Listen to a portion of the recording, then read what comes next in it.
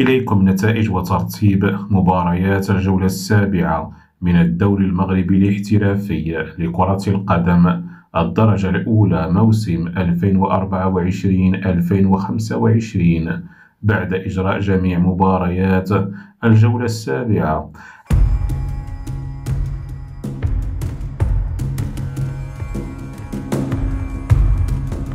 حسنية أكادير ينتصر على اتحاد توارغا بهدفين لهدف واحد.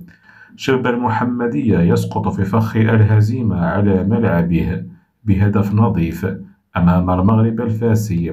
والدفاع الحسني الجديدي ينتصر على المغرب التطواني بهدف دون مقابل. والرجاء الرياضي يتعادل مع ضيفه الجيش الملكي دون أهداف. النادي المكناسي ينتصر على الوداد الرياضي بهدفين دون مقابل. الفتح الرباطي يطيح بأولمبيك آسفي بثلاثية نظيفة. ونهضة الزمامرة ينتصر على اتحاد طنجة بهدف دون مقابل. أما الترتيب أصبح على الشكل التالي بعد إجراء جميع مباريات الجولة السابعة. في المركز الأول نهضة بركان ب14 نقطة. في المركز الثاني المغرب الفاسي ب13 نقطة. في المركز الثالث الجيش الملكي ب12 نقطة. في المركز الرابع اتحاد طنجة ب12 نقطة.